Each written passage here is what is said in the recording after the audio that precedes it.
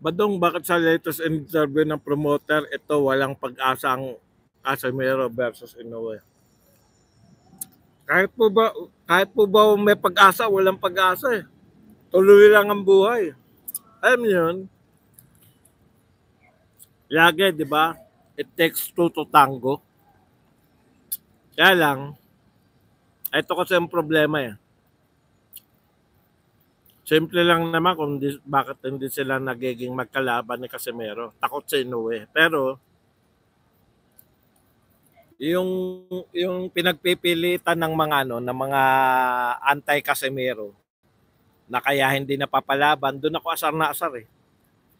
Kaya hindi napapalaban si Casemiro dahil palit ng promoter, paulit-ulit.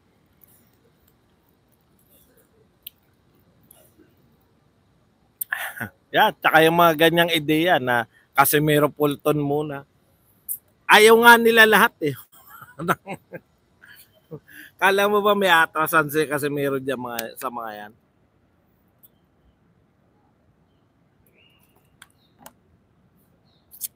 Alam nyo,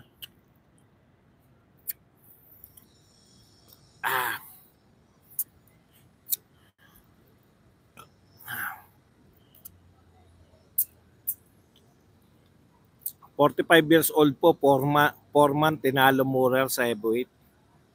Eh talagang ganun, pag heavyweight talagang malakasan ng mga suntukan ng heavyweight. Sabi nga sa inyo, isang suntok lang ng heavyweight, pwede ka na matulog. Kaya hindi po pwede yung underestimate mo yung mga heavyweight. Bibihira yung ron. Di ba?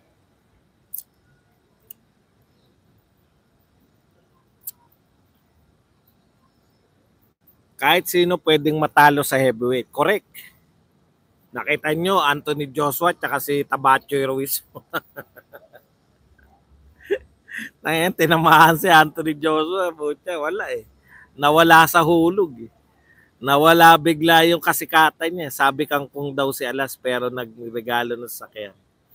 Wala na tayong magagawa doon sa mga hater. Di ba? Minsan ganun eh. Yung para lang nila masabi na tama sila. Di ba? Ida-down lang nila muna yung ganun kakabilis. Tapos heavyweight ka. Yun nga yung advantage ni Pacman, yung bilis niya. Kahit mas malalaki lagi yung kanyang kalaban, sa bilis na lang. Walang ganong kabilis na heavyweight. Wala po. Una, pinakamabilis na si Andy Ruiz na pinakamabilis sa heavyweight eh. Si Ali lang kilala ko mabilis sa heavyweight.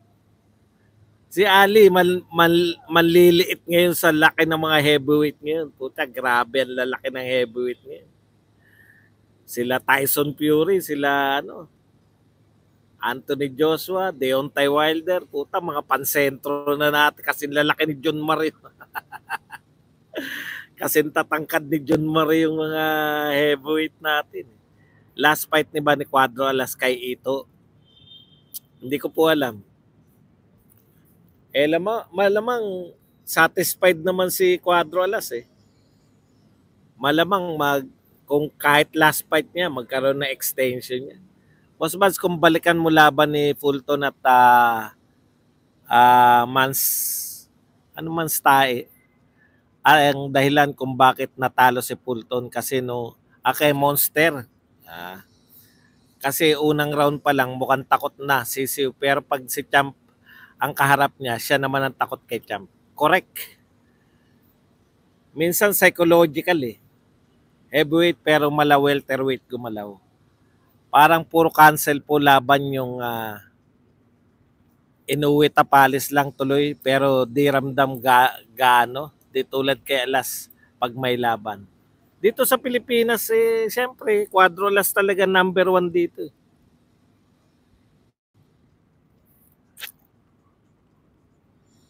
Makipagplastikan na lang siya kay Gibbons, matuloy. Makulit naman pala itong mga to. Dati na po si Cuadro Alas kay Gibbons. Magtapatan na tayo. Total, pinagpipilitan niyo. Dati na po si Cuadro Alas kay Gibbons. Hindi naman po si Gibbons lang ang masusunod. Eh. Pwedeng ipang-alok ni Gibbons ang mga boxer niya. Pero kung ayaw talaga ni Inoue, ano magagawa ng kahit sino? Wala pong magagawa ng kahit sino. Kung yung boxer mismong ayaw lumaban. Eh dati na yan eh. Kala nyo ba, kaya ako nakilala si Cuadro Alas, nag-una namin pagkikita, no? Doon yun, sa panahon na hawak pa siya ni Gibbons. Doon ko sila na-meet lahat.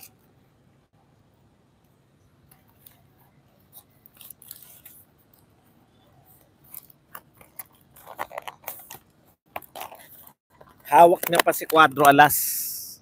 Ayaw nga lumaban. Kahit na anong gawin mo, hindi po nagmamatter yung promotion. Marami pong, kaya nga bumalik nga muna siya kay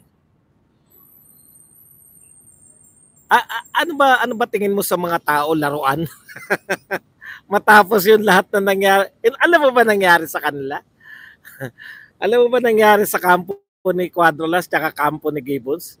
Wala ka ba kay ide-ideya kung ano nangyari? Ikaw ha, wala tayong pera pareho. Pero kung sa akin mangyayari yun, nakinutya na pagkatao ko, no?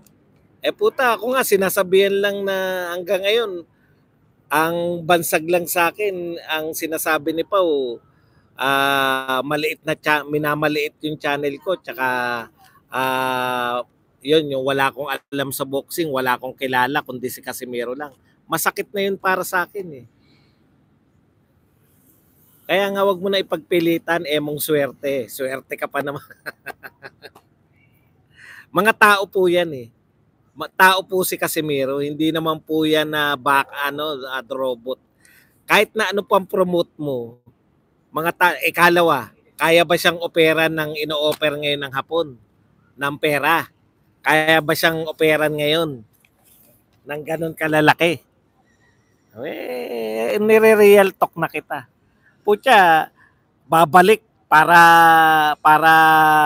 sa ganun. Tapos, wala namang offer na malaki. Alam mo, yun, real talk yun. Ngayon, kumikita si Cuadro Alas. Pag na-upset siya niya si Inoue, laking history sa boxing noon. First Filipino undisputed, kaso mahirapan siya dito. Ako, kung ang target talaga ni Marlon Tapales, talagang maging makilala pa siya, di ba? Beyond Inoue. Kasi sana ang mentalidad niya, sana wag yung one shot to the glory deal na pagkatapos nito wala na ako. Pwede naman kasi. Pwede naman talaga siyang, alam niyo yun, ibigay niya lang lahat. Okay. Ikaw pala nakakaalam. So ikaw pala ang dapat pagtiwalaan, hindi sila JMC Yasat, hindi yung mga taong nakapaligid. Wala akong magagawa kasi ako hindi ko alam eh. Ang alam ko malaki kinikita niya ngayon. Ngayon kung makikipagtalo ka sa akin, wala akong ideya kung magkano kinikita ni Cuadro Alas. Pero kung ipagpipilitan mo, Brad, sinasabi ko sa iyo, ang dami na nangyari. Parang inaano mo naman yung sa mga walang pride lang na tao pwede yun. No? Sa mga walang pride lang na tao. Okay na yun, Emong. Wala naman tayong pinagtatalunan. Pwede ba natin pagtalunan kung dapat bang bumalik si Cuadro Alas o hindi? Hindi natin pwedeng pagtalunan yan. Wala naman, may offer bang bumalik siya? Nag-o-offer ba si Cuadro Alas na bumalik? Wala naman eh. Parehong panig, ayaw nila sa isa't isa. Bakit ka inaalok mo yung doon ka ba? Parte ka ba nun? Hindi ka naman yata parte nun eh. Wala naman ako naririnig sa kampo nila na ino-opera nila na milyon-milyon si Cuadro Alas, bumalik lang. $1 million. Wala akong naririnig. Kung mga yan yung problema natin minsan eh. Di ba? Hindi tayo makontento na mag-react tayo sa mga tunay na gaganap. Meron tayong mga ideya na pang-atin lang. Biruin mo, pwede ko sumang-ayon sa'yo, pwede natin pagtalunan, pero nonsense. Wala naman nag-aalok ng ng milyon dollars, o wala rin namang hindi rin naman nagpapahiwatig si Quadrolas na uh, tatablahin niya tong mga Hapon para doon. Walang sense. Kumbaga, naghahaka-haka lang tayo ng isang imposible dahil pareho nilang ayaw. Tama yun, wag na siyang bumalik kasi ayaw niya ng bawas. At sila lang dalawang magkapatid para malaman niya ang difference ng nag-invest sa top level coaches. Who you see.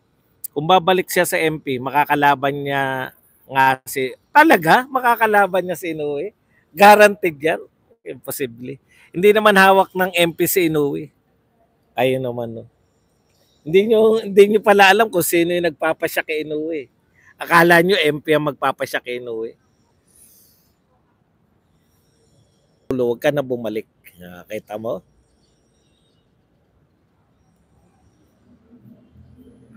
Tapusin nyo po basahin comment ko. Bakit?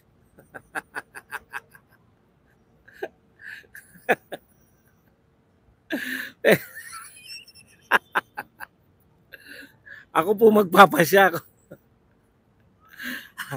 Sige, nag-request siya. Ano ba sinabi nito?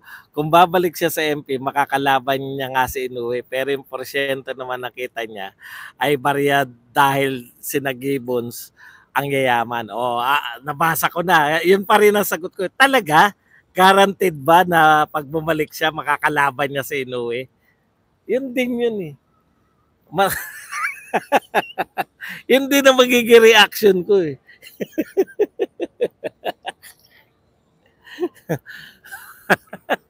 Okay ba? Hindi reaction ganun. Paano mo magagarantihan na pag bumalik siya, makakalaban niya si Inoue? Di ganun din yung reaction ko. Kung mauna matalo si Inoue, pwede mangyaring lumaban si Turtle. Lalong hindi na lalo pong hindi na lalaban yun. Puta, kung tinalo nga siya ng mas mahina kay Quadrolas, paano siya mananalo?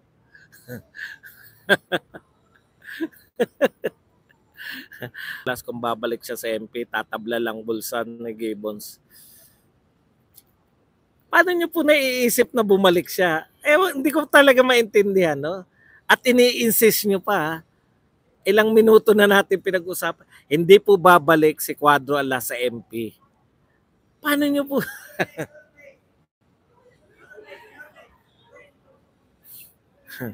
Neneng Tisay, thank you very much. Version 3.3. Yan, 25 pesos na pangkape. Pucha, sa wakas may nagpakape rin sa inyo. Si Neneng Tisay lang. Nadagdagan si Pausalo 35 piraso. Dahil hindi na nga magaganda ang laban ni Quadrolas.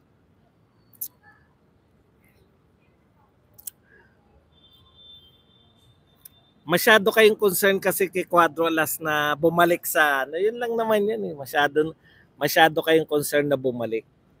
Okay lang yun. Kung talagang bilib na bilib kayo doon, ano na laban ni championship ba laban ni Magsayo? Championship ba laban ni Angkahas? Championship ba laban ni Sultan? Championship ba laban ni sino pa ba mga tao nila?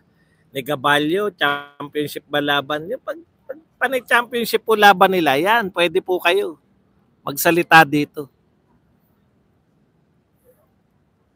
Yan yung diniscuss na natin noong nakaraan yan, di ba? Paulit-ulit. Na nasira ang Quadrolas dahil lumipat siya ng promotion at magbuhat nun ay bumagsak na ang karir, magbuhat nun barya na lang kinikita, pero kabaliktaran po sa nasasaksihan namin eh. Ang nasasaksihan po namin, buhat po na nawala siya dun sa kanyang dating promotion. Ekta-ektaryan lupain na nabili, nakapagpatayo na malaking gym, bumili ng maraming mga sasakyan, mga na, no? Namimigay ng premyo sa mga kamag-anak incorporated na limpak-limpak na salapi. O, ano po ba ang gusto naming mangyari kay Quadro Alas? At higit sa lahat, masaya. Masaya siya.